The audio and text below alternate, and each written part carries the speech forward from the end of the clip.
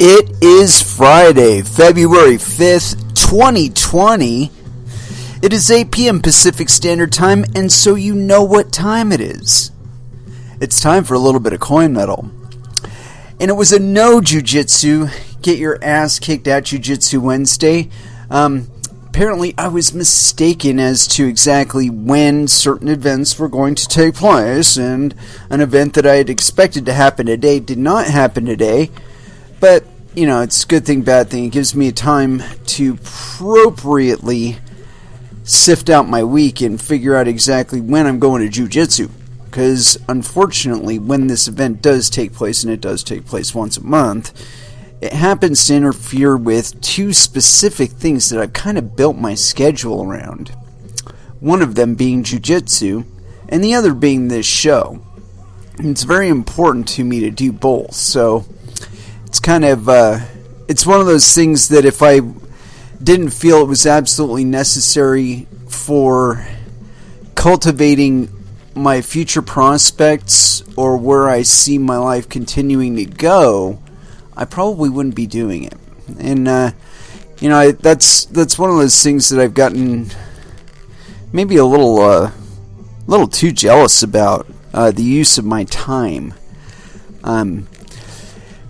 It seems like I'm doing most of the things that I enjoy doing right here.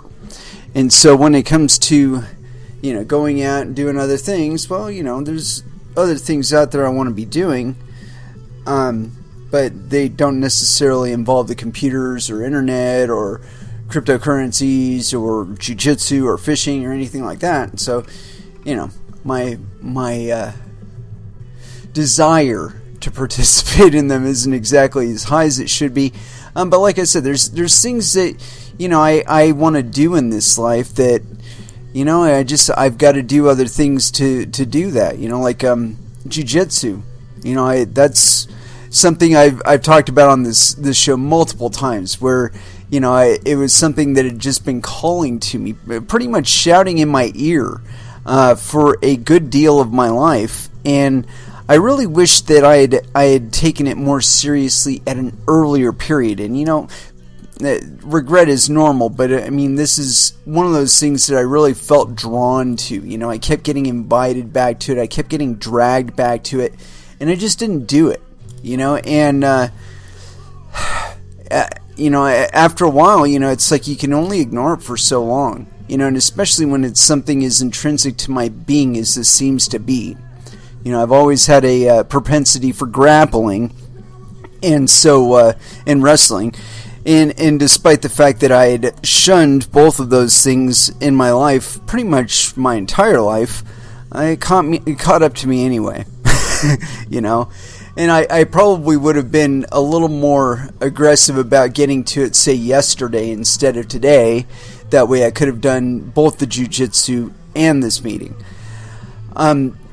But unfortunately, I'm currently injured, so, you know, it's one of those things where I'm trying to take it easy on it, and every time I go into jiu-jitsu, I can feel myself bumping it or straining it or something, and it's like, okay, I'm trying to minimize those events while it's healing up. You know, but at the same time, it does need to be challenged, and I think that's probably what separates me from a lot of people that engage in activities specifically for their fitness or to improve their physical fitness, is that, you know, it's always this thing that, you know, if you get sick or if you get injured, you're supposed to lay off, you know, give yourself time to rest, give your body, no. You know, when I developed this mentality towards illness, specifically illness, a while ago, while I was working at Hyundai. I had this boss who's a real fucking asshole, and I mean, just to give you an idea of what an asshole this guy is, he knew that I really loved to do my job, you know, and get my job done right. And so, like, the mere concept that I was doing something quote-unquote wrong would really, really, really fuck with me. So what this guy would do is he would write up a bullshit write-up, like somebody actually complained about me, or I actually did do something wrong or something in violation of company policy like that, and then just randomly accuse me of it. Call me up to his office, lay it out in front of me and say, hey, yeah, they said you did this, and so, you did this, and you're going to get docked a demerit. No court trial or evidence other than what he was presenting me with that was the case. And this had gone on for pretty much the entire time that I was there. But it was funny because I knew the moment that I was going to be fired from there. And it kind of culminated. It was this thing where he was interrogating both my direct coworkers and coworkers that I would associate with at lunch. And so after a while, this got me so paranoid because, he'd call me up to one of these meetings and I'd be hearing stuff coming out of his mouth that I'd only shared with one or two other people on the site. And so it's like, okay, so he sees me talking to this person, he asks the person what we talked about, he has this information. And so I determined that the best policy was to just shut the fuck up. Yeah, for 2 months. For 2 months. When I went to work, if somebody asked me a question, I had 2 answers. Yes and no. If I couldn't answer with yes or no, I don't know. That's all they got out of me. 5 words for 2.5 months, or 2 months about. And so this drove him fucking nuts. Because all of the shit that he would accuse me of was shit that was, product of discussions with, my direct supervisor and higher ups. And so I'm like, okay, this is getting fun. And I did it. And then one day he calls me up to his office again. And this time I know for a fact, A, he doesn't have any rumors to throw at me, because I haven't been disseminating out into the public any. And I know for a fact that I've been, dotting my I's and crossing my T's when it comes to my work. And so, in his frustration, he calls me up to his office. And so I wait until lunchtime, after lunch is over, and then I go up to his office. Because I know it's bullshit. I knew it was bullshit before he even called me up there. And so I get done with lunch, and I go up to his office. And he kind of catches me right before his cubicle. And I'm like, hey, what's going on? And he goes, oh, we're going to go over here in this other conference room. And this is new. We'd always done this shit at his desk, but no, this time we're going into the conference room. Okay? And so then he starts picking up a bunch of shit off of his desk, just like papers and folders and shit. And puts them under his arm and leads me over to the conference room. We get into the conference room. And he puts a stack of shit on one side of him, and he takes one sheet off, and he says, you see this, and all of this right here is shit that you've been doing wrong, and, we really need to talk about this. And I'm like, let me see that. He goes, what do you mean? And see, this is something I had never done before. I'd always just believed him when he said, this is all shit that, let me see that thing. Let me see that piece of paper you've got in your hand and you're waving about so menacingly. And he wouldn't do it. He'd take a look at it. Oh no, this was something else. I go, what about all that stuff there? And he's like, oh, well, that's all stuff that you did. And I'm like, oh, well, then let me see it. And he wouldn't let me. And I'm like, okay, tell you what. When you've got something real to call me all the way the fuck up here and handle with you, please feel free. But until then, I got product I got to run. So you have a good day. And I went down. I knew because I had cut the leash. I broke this little fucking spell where he could just wave a piece of paper at me and say, hey, this is shit that you did. I broke this spell and I said, no, I'm not going to play anymore. And so now it's no longer fun.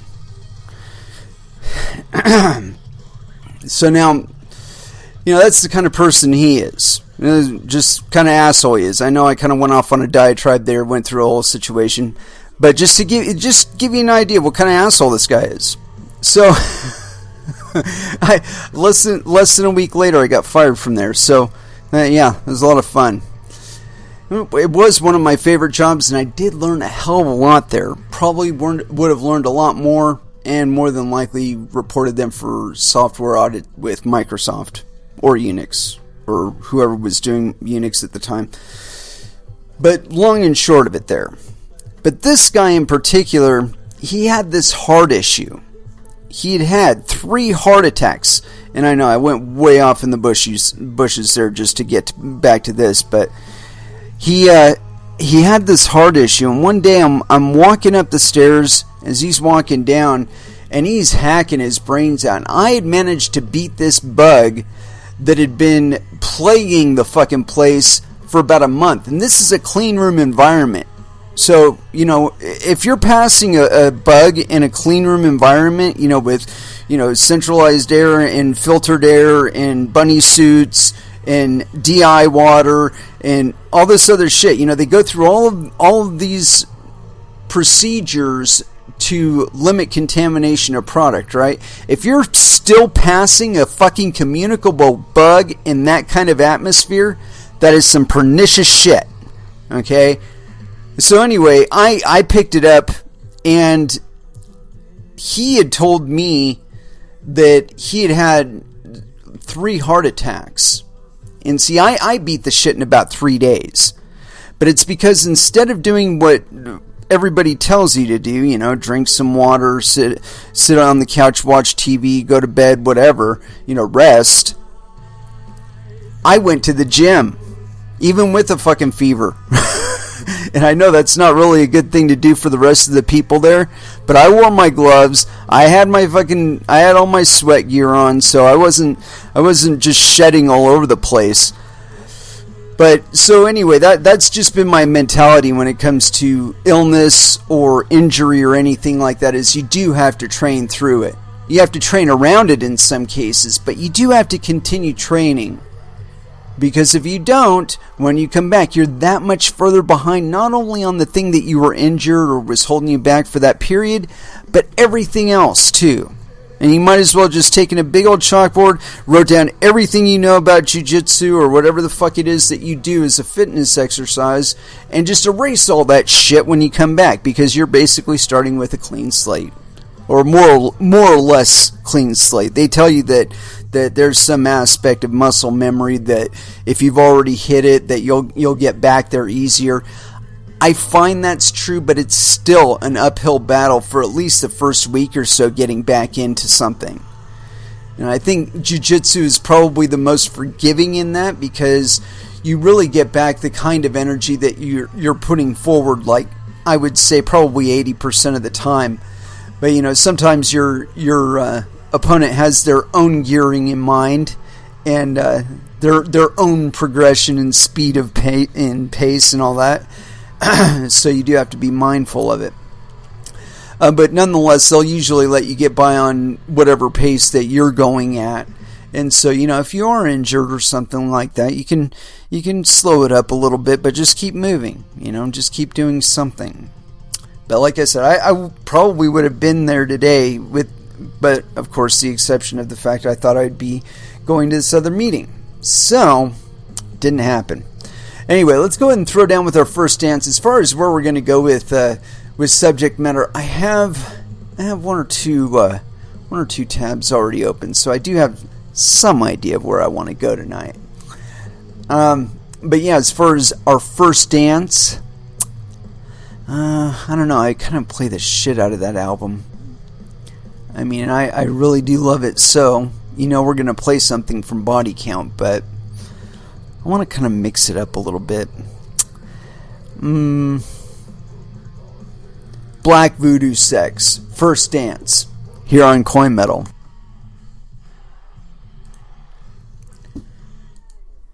And that was Megadeth with Wake Up Dead.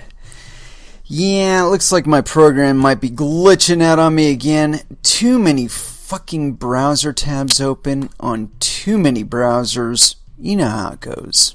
I'm just going to go ahead and clean up this mess, and maybe it'll free up a little RAM and make things work right, you know. But anyway, I do have a whole bunch of stuff that I intend to talk about today, and let's get to it. And this first thing is just a thing that I noticed. I don't know how much it's going to relate to the rest of the show. But this is kind of a little insight for you guys who have never been through a crypto bloom. When Bitcoin is really taking off, and so is the rest of the crypto sphere. And I think that we may be in the tentative beginnings of that. I'm not 100% sure, but we are seeing some positive movement with regard to Bitcoin, and I think that's intrinsically related to the amount of US dollars that are being issued out into the market these days. I don't know, that's not really a popular view to have because, it's kind of scary, thinking that the bank that's in charge of issuing the currency is kind of debasing it for everybody else. But that's actually what's going on. And, being afraid of it isn't going to make it go away, unfortunately. But fortunately, we do have things like cryptocurrencies, which we can transition over to. However, at times when more people than before start getting into cryptocurrencies, we start seeing all kinds of aberrant behaviors. And it crescendos into something that doesn't make any sense, doesn't really have any point or any use case. And people go kind of nuts. And the last kind of thing like that was ICOs, and to some extent stable coins. Personally, I believe that an alt bloom such as the one that we had previously seen between 2013 to 2015, there was this period when there was just a shit ton of alts coming out, all kinds of scammery, flim-flammery, all that going on, okay? And if you were on Twitter at that time, you know this. You'd been proposed 500,000 times for people, you send them your Bitcoin, they send you Bitcoin, or, get in on this thing that we know it's a Ponzi, but do it anyway because you might be able to get out before the thing closes down and come out at a profit, so on and so forth. We've seen this shit before. And one of those aberrant behaviors that always seems to come up, and it's come up every single time now from the beginning of Bitcoin and to date, really, it hasn't stopped or reduced any. And actually, it seems that the only thing that changes about it is the notoriety of the celebrities involved. We've seen the B actors and the has-beens and those that are half retired. We've seen all of these people weigh in on crypto, but like I said, they come in waves, right? Where you'll have some teeny bopper fucking rapper or some shit like that will say, hey, buy Bitcoin, use Bitcoin to buy my album, blah blah blah. You'll see these little things at the beginning of an alt bloom or bull run on crypto. And then another thing you'll see is celebrities issuing their own coins. And we've seen this a couple times. We've seen people being blamed for, or people being taken down for releasing a coin that is supposedly representing a celebrity or an individual, but it turns out that there's no relation to them at all. We see this. It happens all the fucking time. Or at least it has.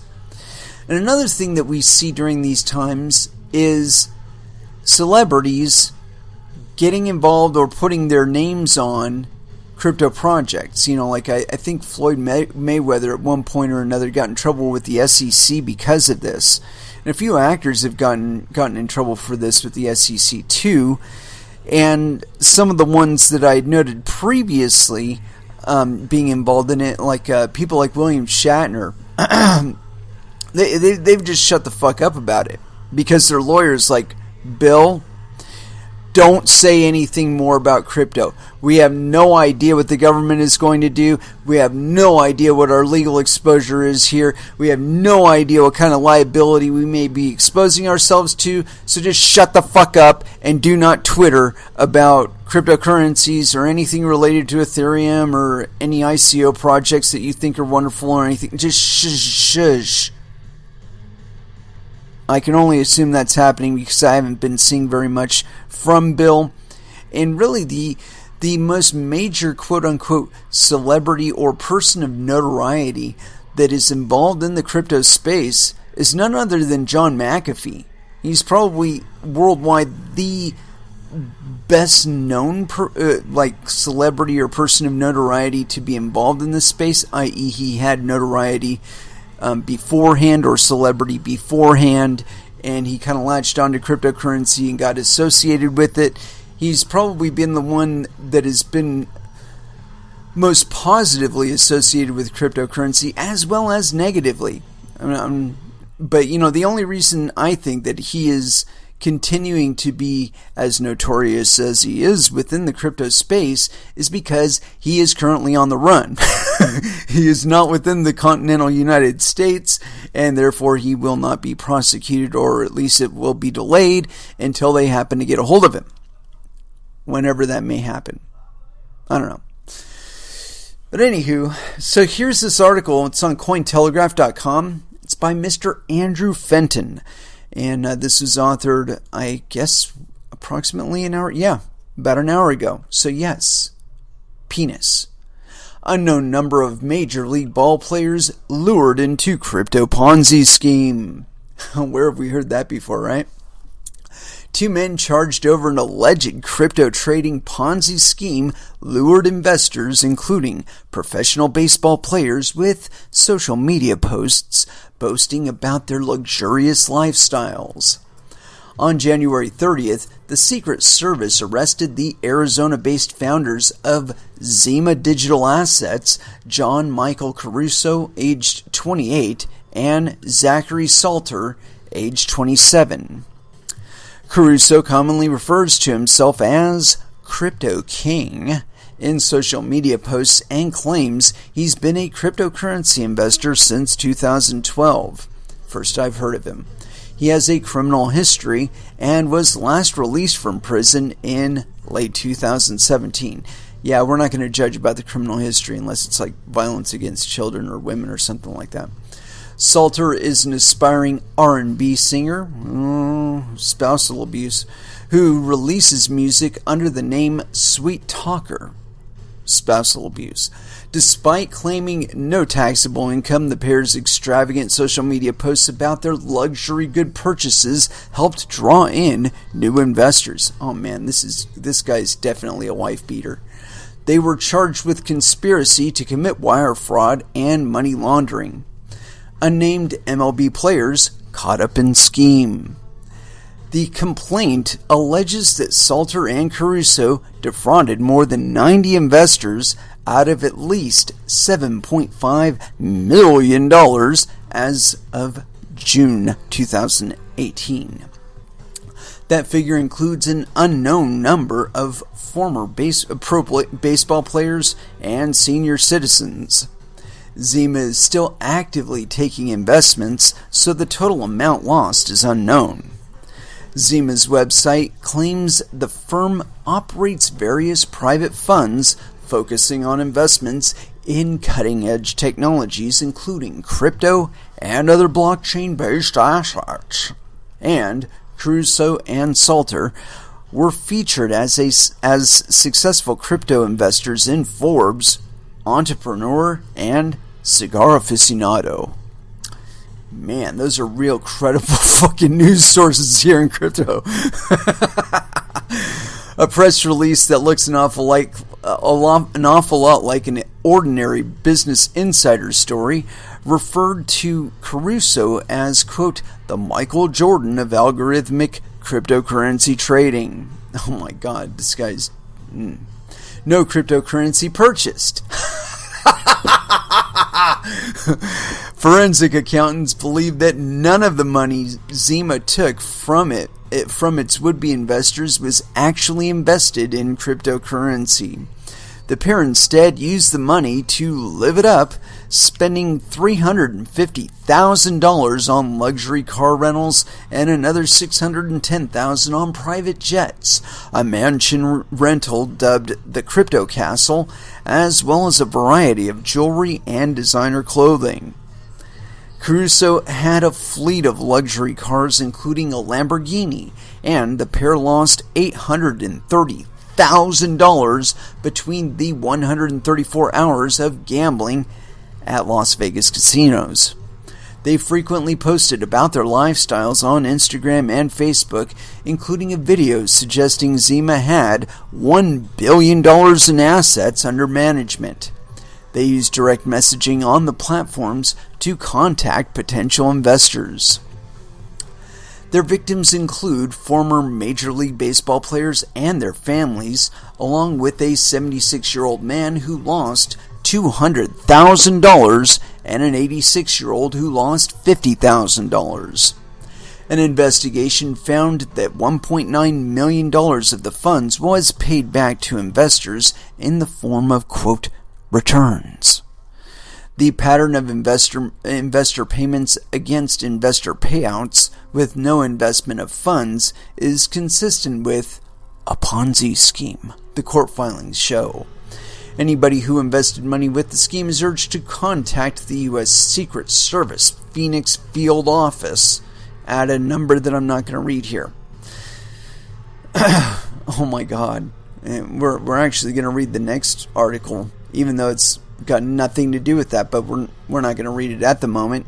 But yeah, watch out for your own bunghole. I say it on every single episode, and god damn it, I mean it. You know, sorry, these guys obviously don't listen to the show. Otherwise, they'd have done their due fucking diligence and maybe even had a little bit better understanding of what they were trying to throw their money at if they had. That's why I'm here. I'm not here to tell you specifically what projects to invest in, just what I think of projects that are out there, and of stupid shit like this, of people giving other fucking people their money. You know, look, crypto was not invented so that you would be required to give your money to somebody else in order to involve yourself in it. That's one of the great things about it. It's one of the reasons why governments have so much fucking trouble with it, because it's not bound on some physical payment that you have to make to somebody in order to include yourself within it. I mean, really, you can get your start in cryptocurrency without any quote-unquote cash investment, meaning you'll be utilizing the electricity, bandwidth, and hardware that you currently have in order to participate. And you can do it even without hardware, too. You know, if you had an AWS account, you could set up some of your instances as miners and let them mine for you. You know, but that's a place where a lot of people got their starts. But do not give somebody else your fucking money on the idea that they are going to be able to earn more than you. You know your threat level. You know your risk tolerance. You know how much money you're willing to put up to earn how much money. Anybody else is going to be operating on their own set of principles and their own idea of what responsibility is. I mean, you know, you want to hand that same person the keys to your car? You want to hand them your Visa card? If you can't say that about the person that you're dealing with or that's managing funds for you, that you could hand them the keys to your Lamborghini and expect that they won't wrap it around the tree or sell it on Craigslist, then maybe that person's appropriate to be managing your funds for you. But if you can't say that about them, then do not give them any of your fucking money. Do not. I don't give a fuck who, if they're a certified trader. I don't give a fuck if they work for the SEC. I don't give a fuck if they're like a former federal judge or some shit like that. I do not care. They do not have a better idea of what to do with your money than you do. And, of course, they will abuse that trust. It's one of the reasons we're even involved in cryptocurrencies. It's one of the reasons why cryptocurrencies even fucking exist. Is because it was obvious from TARP that we could not trust the banks to be acting in the best interests of the market at large, and only really seek any kind of redress for their own portfolios.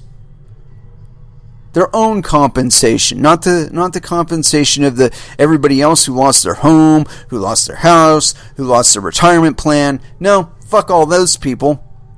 They don't deserve the money. And, there's some fool, and so, the terrain changed around them so fast that they had no idea what they were trying to invest their money in, and had no idea of how to grade it, and had no idea of how to qualify the person that was going to be managing their money for them. It's really easy to be an investment manager in an exploding bull market. But what happens when the tap runs out? It's a lot harder to make money then, especially when things are going down. But yeah, so these monkeys, you're going to be seeing more of them on Twitter. You're going to be seeing them on Facebook. You're going to be seeing them all over your social media. They'll be bragging and telling you how much money they made, how much money they make for other people. This is all fucking bullshit. It's all fucking bullshit. If it ain't in your wallet, you don't know it happened. If it's not your portfolio, you don't know it happened. And it saddens me that people are still looking for these kind of investment analysts and proxies when the fact of the matter is they're just completely unneeded. And what's especially saddening to me is the fact of who's getting caught. These are people that have people read their fucking contracts. Like lawyers and shit. And so if they're getting burned, it's obviously stuff that they're investing in outside of their approved portfolio. And you can't expect that they will be looking for whatever returns there may be out there, just like everybody else. But nonetheless, there's no excuse for it. If you're going to take that much responsibility over your funds, if you are going to engage in cryptocurrencies and take that much responsibility over your funds, you should know what you're doing, and you should be doing it on your own. There aren't any companies, there isn't a government out there that will give you your fucking Bitcoin back if one of these buttfuckers takes it from you. If they still have it, maybe if the FBI gets a hold of it, they'll be able to repatriate the funds to you. But the possibility of that is really, really limited. Chances are they'll give you like some minimal payout of what it could have been worth and keep it for themselves to auction off later at a profit. But yeah, don't give money to other people to invest for you. If you're gonna get in this shit, put your feet in the water. Do it. Just do it. Don't fuck around. All you're doing by fucking around is opening up yourself to the possibility that all your money will be taken, or that it'll end up as part of a criminal investigation. But anyway, I got this other article here that I'm going to read before we go to the music break. And of course, this has absolutely nothing to do with what we were talking about. But, well, maybe in a kind of abstract way it does. We're talking about management and other people doing it for you. These cryptocurrencies, these are supposed to be you participating with your own hardware. And when you do that, you're able to decide what version of the software you want to run, what kind of transactions you want to support, so on and so forth, even within another cryptocurrency. And evidence of that is BSV. And there's so little official reporting on BSV at this point. I think it's still on Bittrex, but I don't think they're taking deposits right now. And recently they went through some sort of fork, and I guess enough of their network is held by one person that they were actually supporting two chains. Whether or not that's still true, I don't know, but I would imagine it is. And it should be a lesson to you that it doesn't matter how enigmatic the person at the front of the project is. If the people running the hardware that supports the network don't want to make a change, that fucking change probably isn't going to happen, especially if they're significant enough in number, if they represent a significant portion of the network. Anyway, so I got this thing. It's on Cointelegraph.com. Audrey Shevchenko. This was authored approximately 3 hours ago. And going by the picture and the name, yes, penis. Ethereum developers reveal holdup with Serenity in Reddit AMA. The development team behind Ethereum 2.0 held an Ask Me Anything session on February 5th. The team answered some of the most pressing questions on Serenity, in addition to general themes such as proof of stake.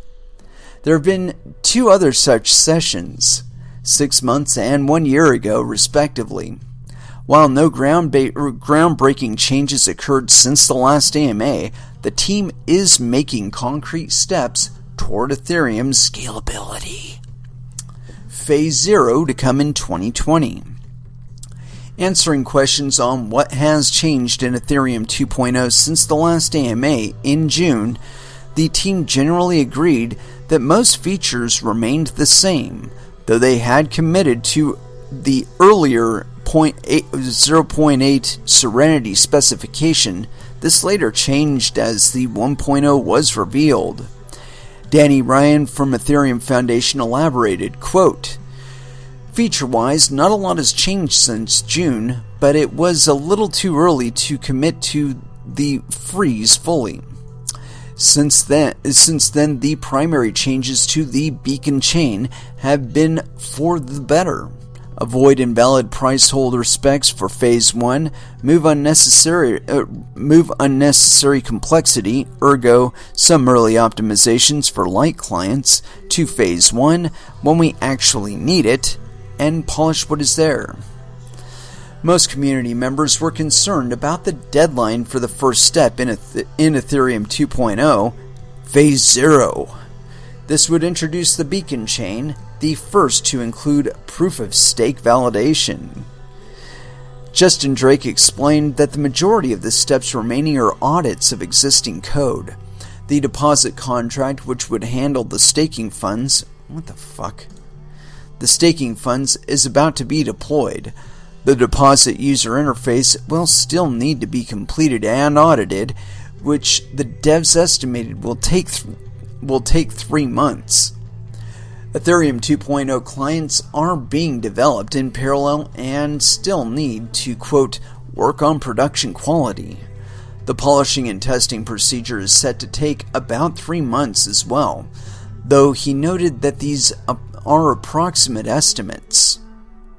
Kind of like 18 months in Lightning. Drake then continued, quote, "I'm hoping we can launch by July 30th, 2020, the 5th anniversary of Ethereum 1.0. I think it's unlikely we will launch in Q1 or Q2 2020, especially if we want 3 clients to be production ready for launch." Answering a question on whether he would consider a 2021 launch a failure, he said, quote, "Yes, it would be a failure. I have 95% confidence we will launch in 2020. Proof of stake and sidechains.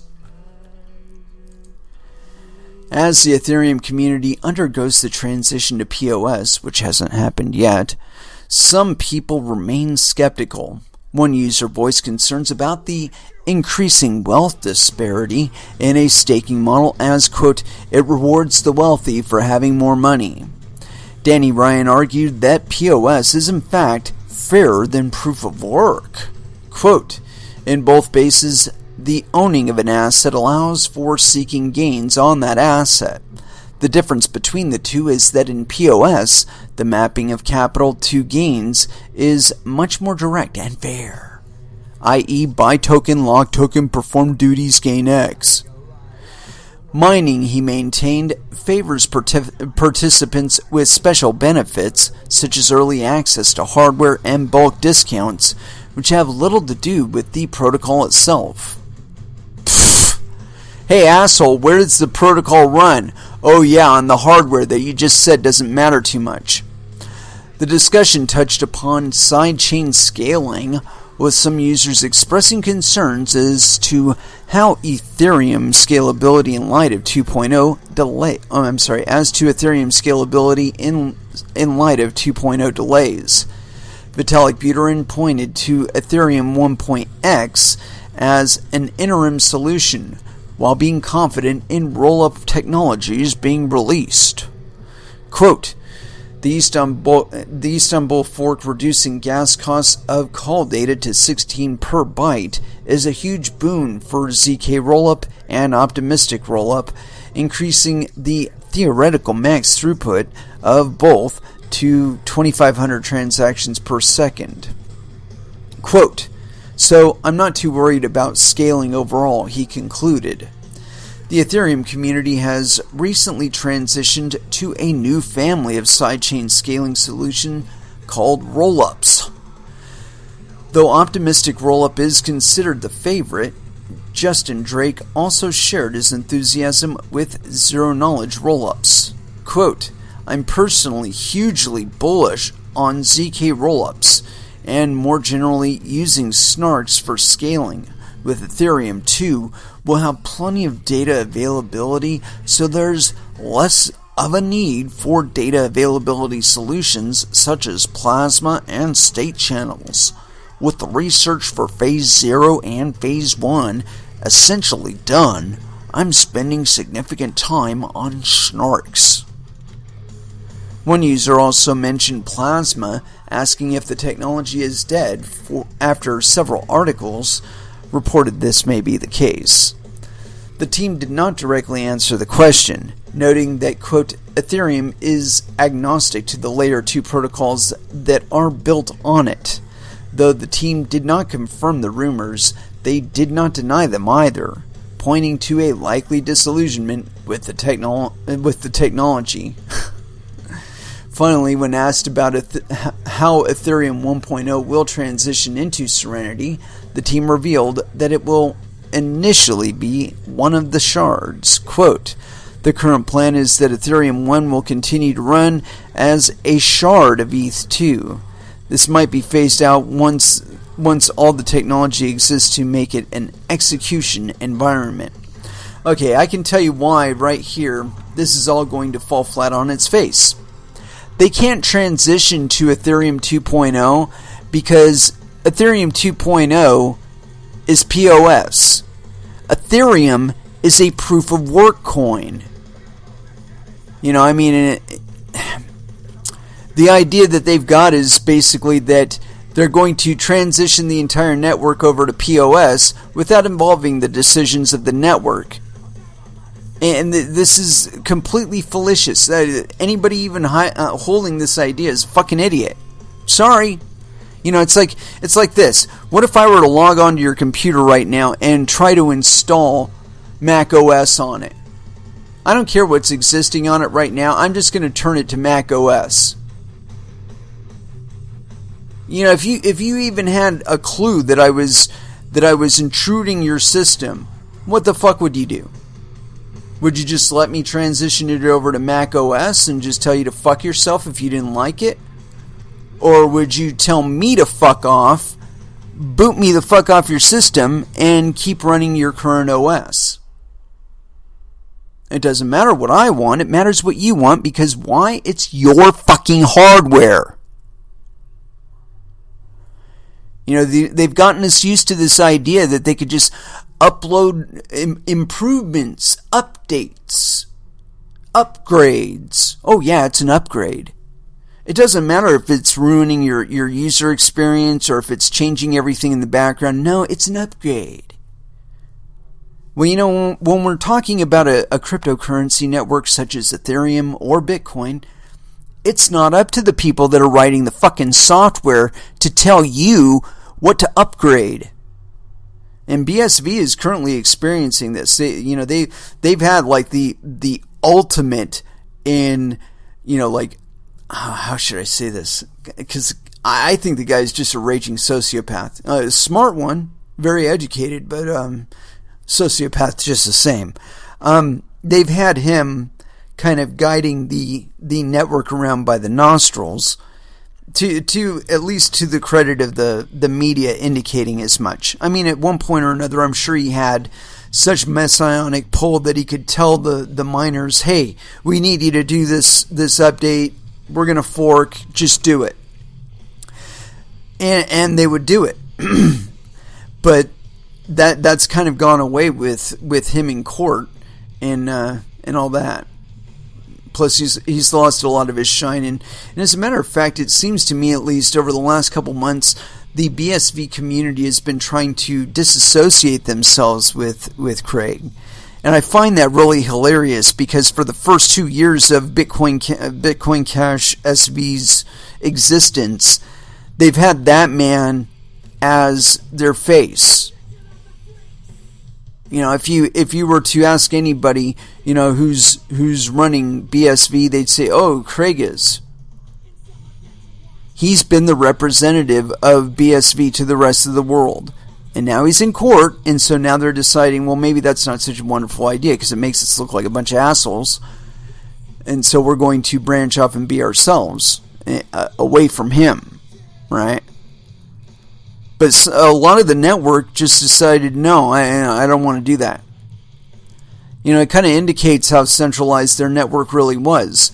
And as a matter of fact, I've tried to look up some network specs on them, and it seems to me that's kind of difficult. A lot more difficult than it should be. I mean, you would expect that you'd find it on like Coin Wars or any of those services, but it seems like a lot of them have been intentionally discluding BSV. I really don't know how to interpret that. But I will say this, that this latest fork and the fact that a significant portion of their network stayed on with the previous fork, the previous version of their code, it demonstrates, at least to me, how centralized their systems really are, or their network really is. And so you got to really wonder about them. I imagined that was the only way that they were able to really push the big blocks that they were across their network, is that they have a couple participants and they're like in the same office building, just in different offices or some shit like that. But with regard to Ethereum though, one thing I noticed, and I don't know if this is still the case or if it was just a temporary thing that I'd noticed, but there was an issue with regard to Ethereum's network that I'd noted, where about like 68% of their network is AWS instances.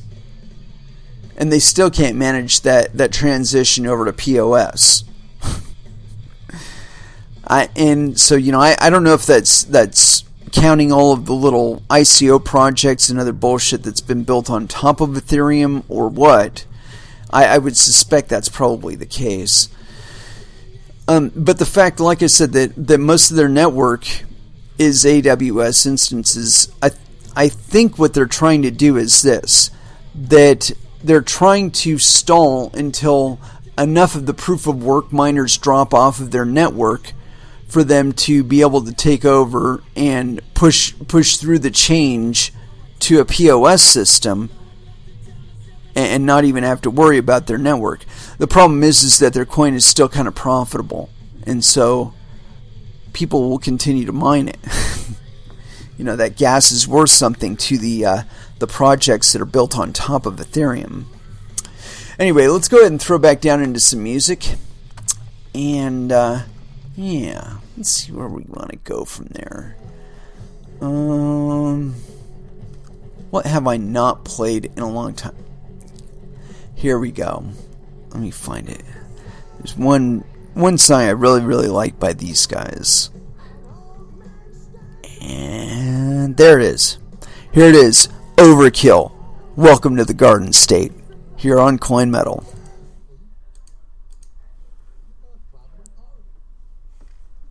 And that was Sepultura with Nomad.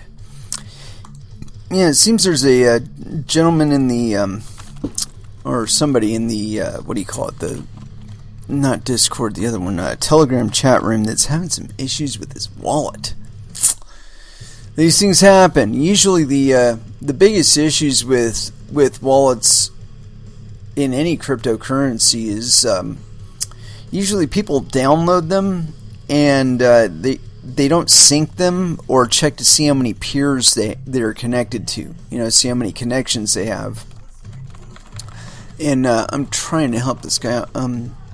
They are in main Telegram.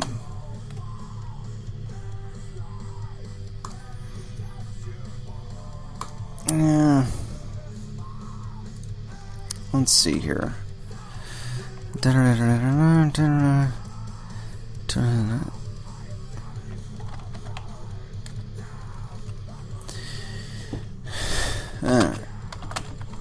This is the only... Dude, I can't fucking do this right now.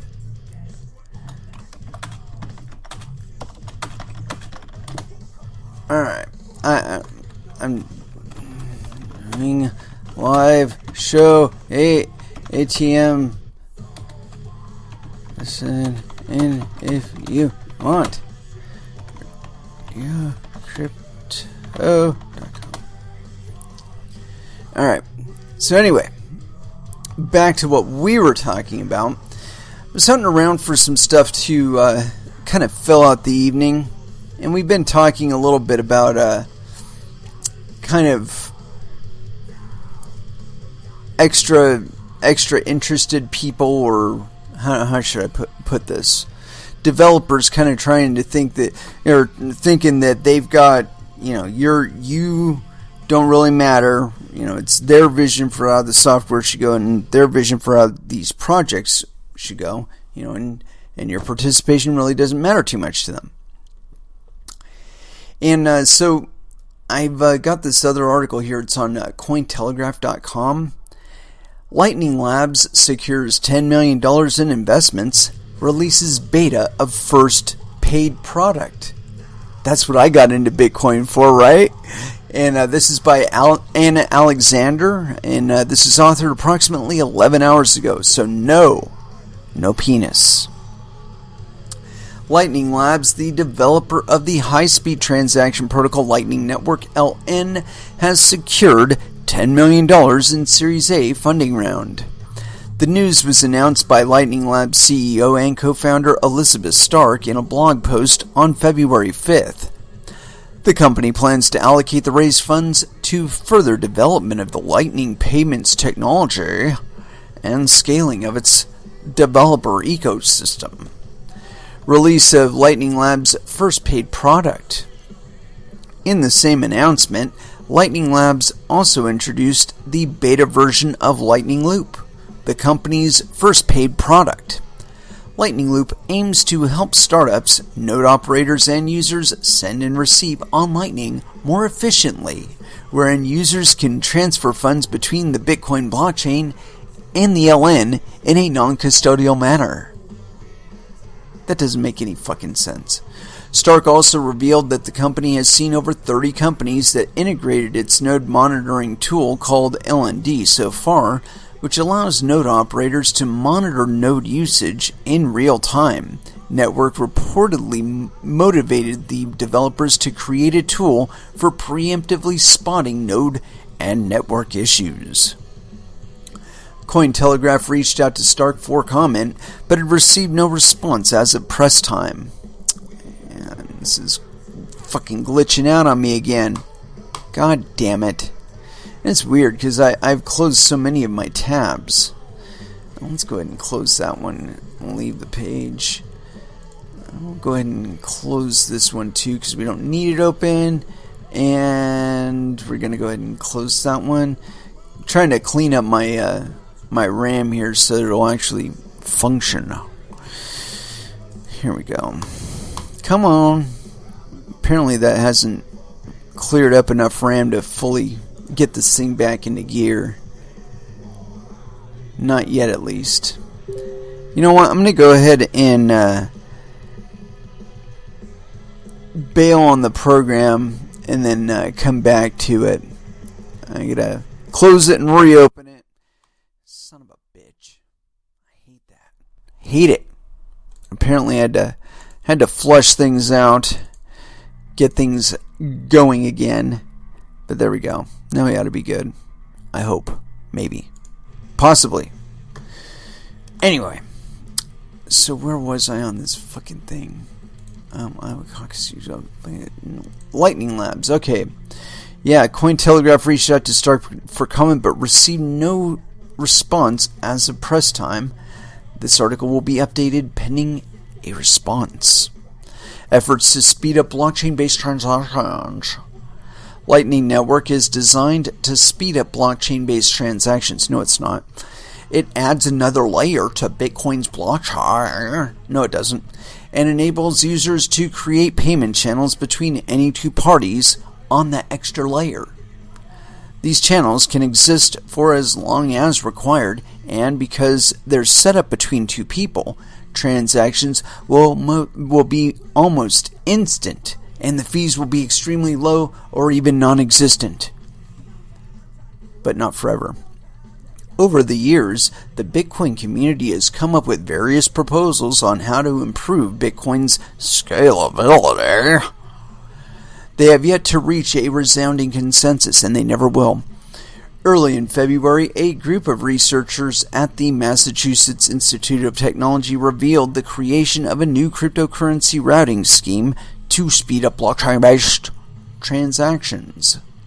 The solution considers that transactions are performed with minimal involvement from the blockchain and claims to eliminate a scenario in which one of the users in a joint account handles too many transactions.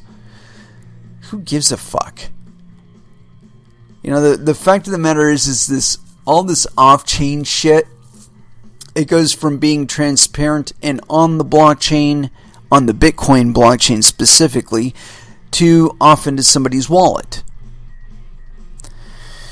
You know, there are some fundamental realities about Bitcoin transactions, and none of this Lightning Network bullshit changes any of it. Bitcoin transactions either happen on the Bitcoin blockchain or they do not fucking happen. All of these off-chain this and whatever. You know, what they could be described as is this. Imagine MasterCard takes $10 million worth of Bitcoin and stashes them in a payment channel. Okay, basically they put them in a transaction. They don't necessarily need to actually do that. You know, they do the one transaction and they can do transactions after that to close that transaction out, finalize its state, right? And then you log into that, and of course you have to pay a transaction fee because it's being added to that transaction. So they put 10 million bucks up and you put in $100, now it's 10 million and $1. Or $100 rather. 10 million 100, yeah. And you're permitted to spend that 100 out of the 10 million 100, but that's it. And of course, some of it will be assimilated by fees. Of course, nodes by MasterCard or whoever it is that puts up that $10 million worth of Bitcoin, they will be charging you to spend your Bitcoin within their transaction. And then they will close out that transaction when all of the outputs have been accounted for, basically. Or when they want to. You know, sometimes it'll be set up on a time thing, sometimes it'll be set up on a volume thing, and most likely it will be on a volume thing. So until they actually consume the $10 million worth of Bitcoin worth of transactions, it will stay open.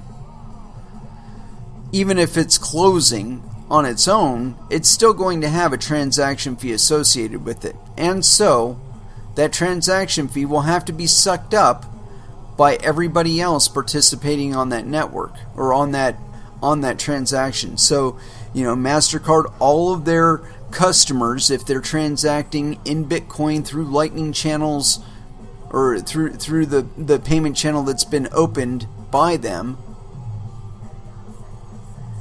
that when those transactions are closed out, they'll be closed out as one transaction. But, we're not talking about, a $100 transaction or a $10 million transaction. There's going to be a big-ass transaction fee associated with that because it's going to be a shit ton of data. There's going to be maybe, 300, maybe 400 transactions per block, and the miners have to make up for their operational costs. So even if Bitcoin goes to like $100,000, $200,000 a coin, if we're talking about after the halving, we're only talking about 6.25 Bitcoins every 10 minutes. So that's $1 million every 10 minutes. Just in the fees. But that's not enough to be able to pay for the electricity and the bandwidth and the hardware that it's going to be necessary to be a miner at that point. Because you're going to be handling transactions for tens of millions of people, chances are there'll be the necessity for you to be licensed.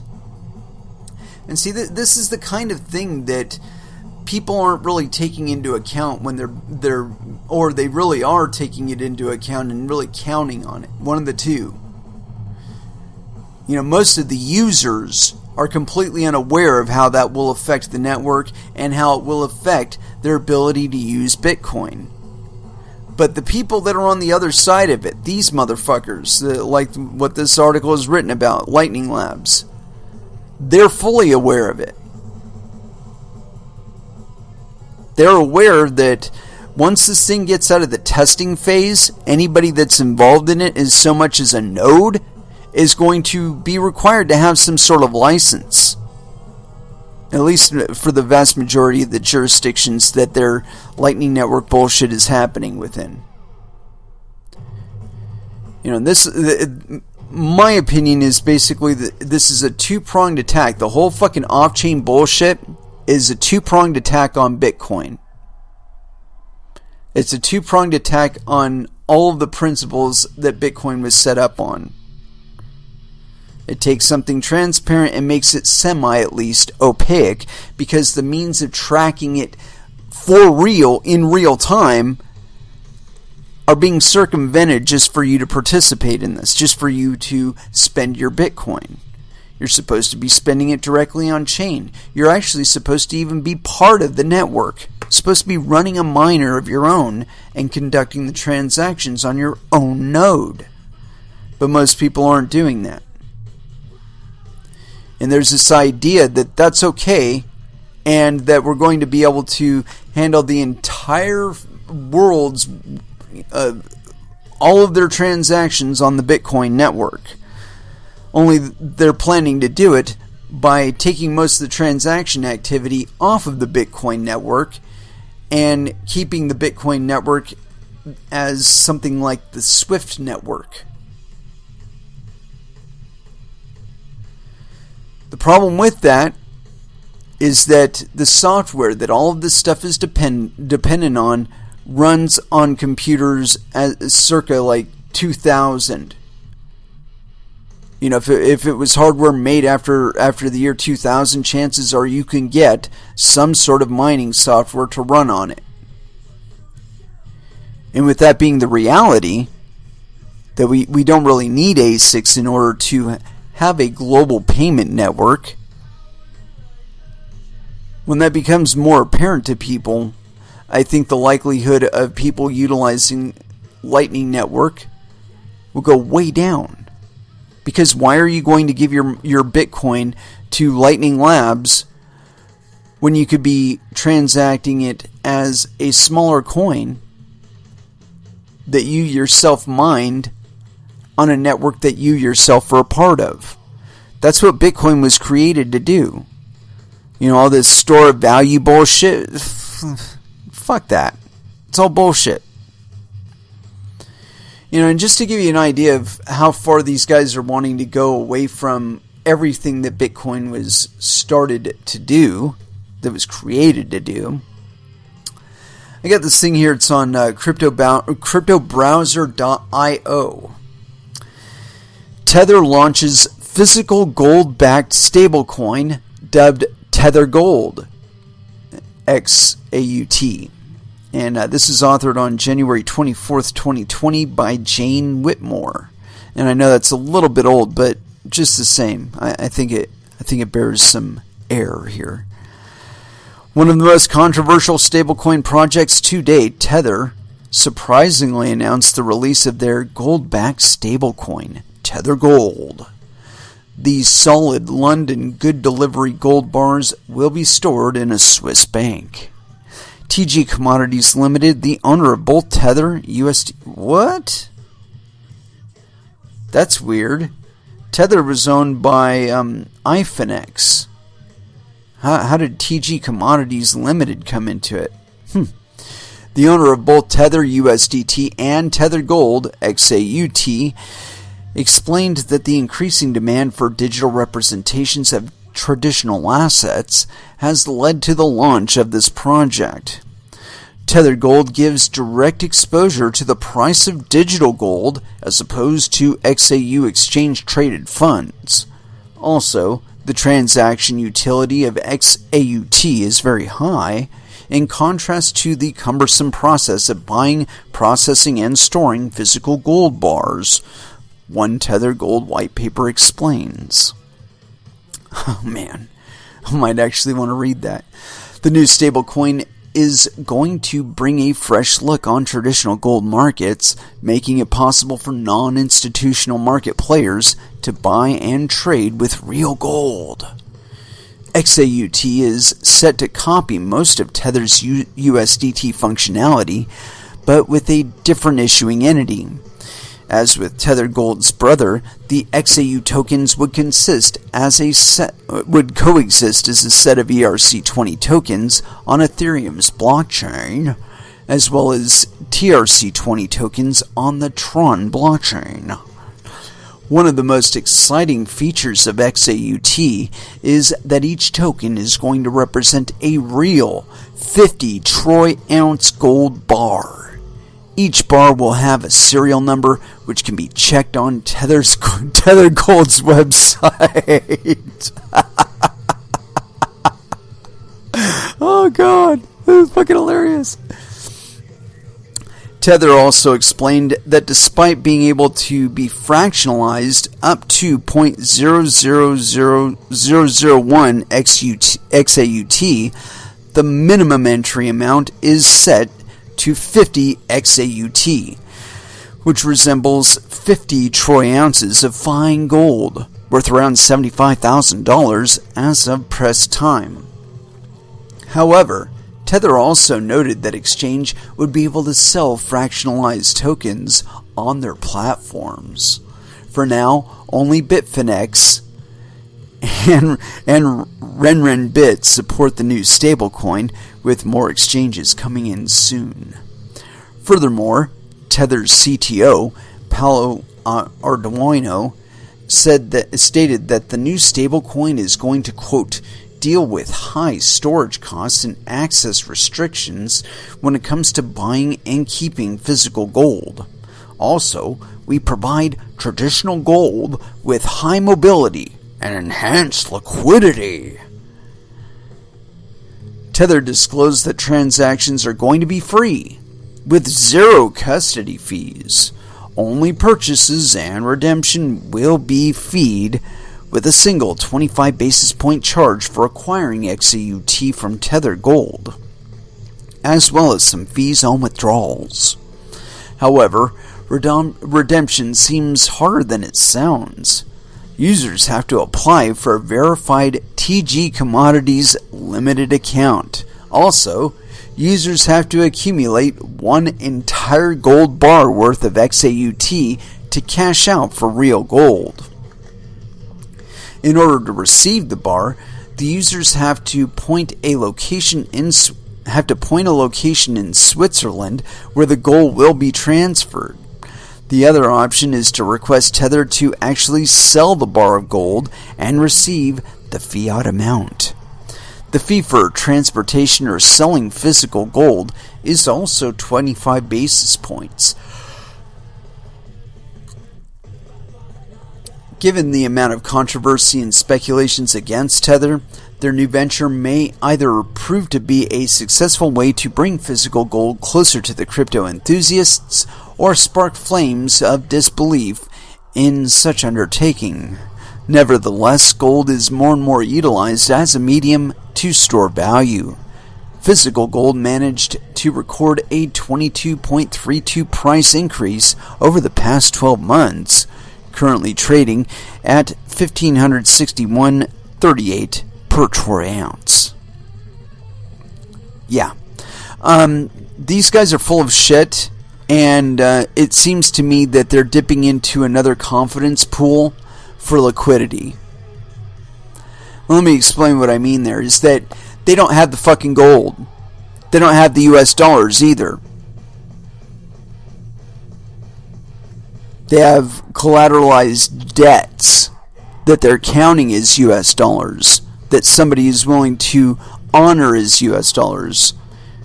And yeah, this is just another flame on the dumpster fire as far as I'm concerned. They're looking for more fuel, keep the fire going.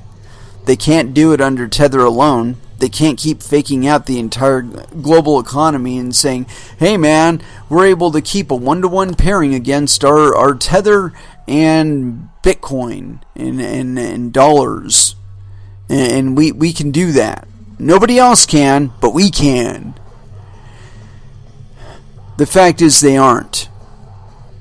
And I think that's a fact that's going to become glaringly clear. And honestly, I think it's one of the reasons why they've been trying to part ways with Bitcoin as their base and trying to switch over to Ethereum instead. Is because they envision, and probably even with Ethereum 2.0 in mind, where they're going to be using state coins as backing for shit,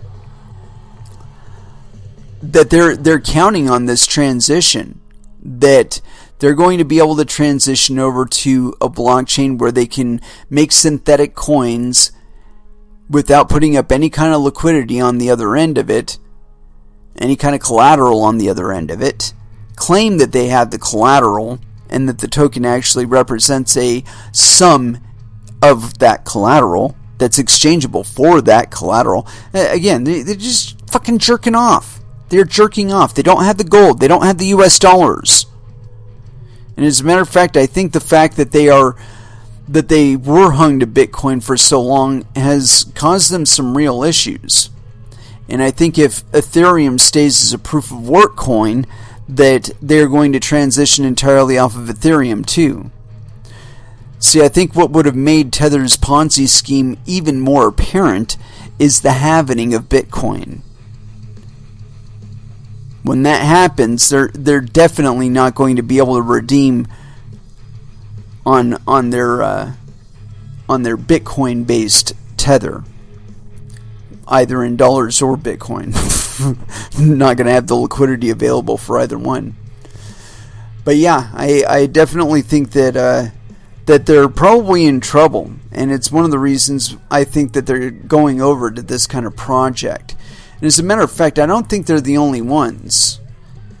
You know, the kinds of issues that they are suffering, I think that they are suffering with regard to liquidity is basically things that will impact any entity. I don't give a fuck if it's the Federal Reserve claiming to do it. If they're trying to do it the same way that Tether is, they are going to have the same issues.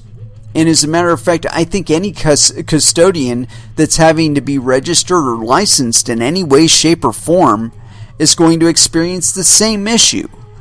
That the level of regulatory scrutiny that they are experiencing is so extreme and so expensive that the amount that they will have to charge for their services to you will neutralize any advantage that using Bitcoin or other cryptocurrency has over using your fucking credit card. And I'm sure that's by intent, honestly. But anyway, back to the search for liquidity because it's not just Tether that's going to be experiencing this issue, or I think is already experiencing this issue. ICE has, I think, been experiencing this issue pretty much since they decided that they wanted to make Bakkt. And so here we go. ICE announces software platform acquisition for upcoming Bakkt app. And this is by Benjamin Pires. So yes, penis. And this is on Cointelegraph.com. The Intercontinental Exchange, or ICE, owner of the New York Stock Exchange, announced plans to acquire software service Bridge 2 in preparation for an app launch from ICE's subsidiary Bakkt. Bakkt's app will host a bevy of assets, such as loyalty awards from various businesses as well as crypto assets, although the app will not be blockchain-based. A representative from Bakkt told Cointelegraph in a February 5th email. The representative clarified that assets such as loyalty points and coupons will not be transferable off of the platform. Quote, while all assets on the Bakkt app will be transferable to other Bakkt users within the app, most assets will not be tokenized on a blockchain or transferable outside of the Bakkt ecosystem, he said, i.e. they will be fictional derivatives circulating only within their own system. Continuing on. ICE intends to bring, quote, or to acquire Bridge 2 Solutions, a software as a service or SaaS platform, the exchange announced on February 5th, according to a press release provided to Cointelegraph. After the acquisition, Bakkt aims to obtain Bridge 2 from ICE, Bakkt's parent company, harnessing the SaaS platform for its upcoming consumer application. Bakkt plans to spend capital raised from its current Series B raise to buy Bridge 2 from ICE, the press release detailed, adding that Bakkt's financing round likely will end in the next couple of months. Growing Bakkt. After much anticipation, ICE launched its regulated Bakkt digital asset trading platform in September 2019, after having announced it in September of 2017, touting physically settled Bitcoin futures trading. Just a few months later, Bakkt opened Bitcoin options trading on its platform. Continuing its expansion, Bakkt currently engages in the development of a consumer app that hosts an array of options, including digital asset payments and trading, the press release said. Bakkt plans to add a customer loyalty component to the app through its Bridge 2 acquisition. Coming together. Bridge 2, as a software provider, helps create digital loyalty programs for businesses such as digital coupons, employee incentives, and customer loyalty points.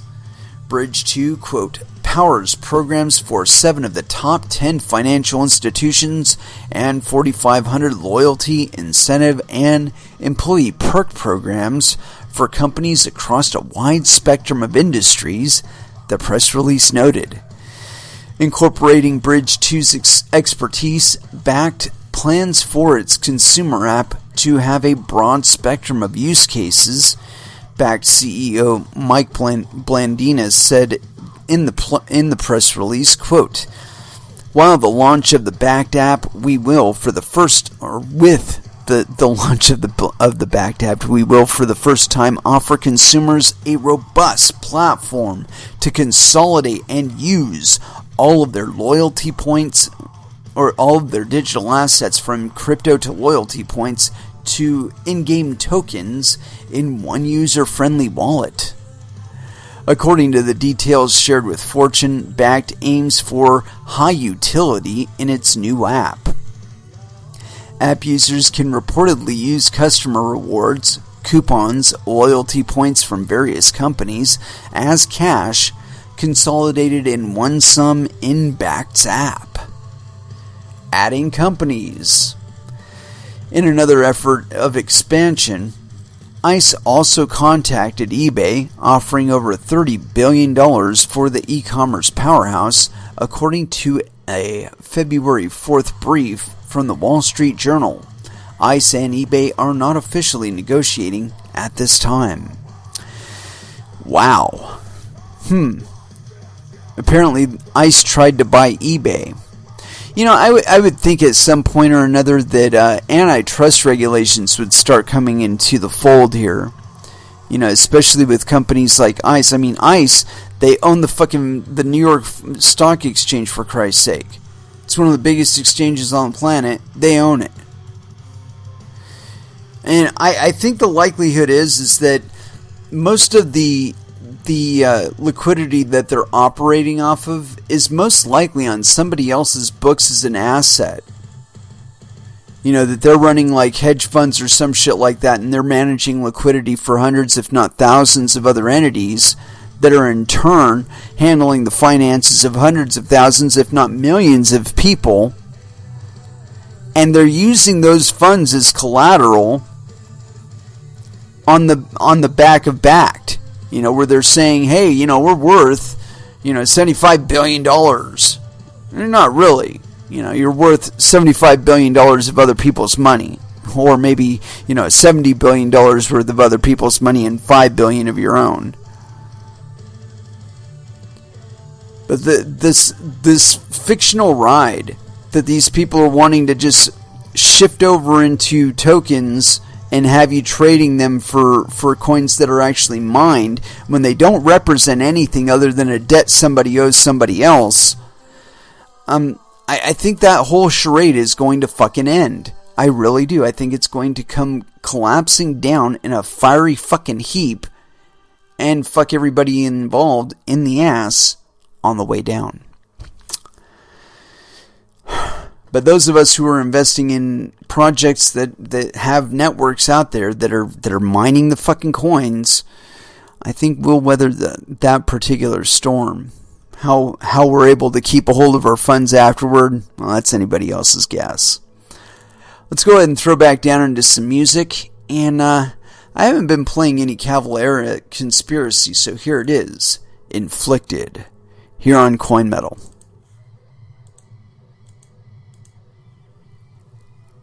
And that was Machine Head with Block. Yeah, apparently my software is fucking up on me again. I'd be willing to bet that I got some sort of butt miner running in the background of my browser. Terrible. Sneaky little fuckers trying to get you everywhere.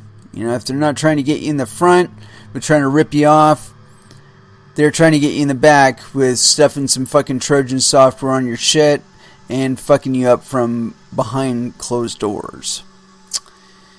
There's just no way around it.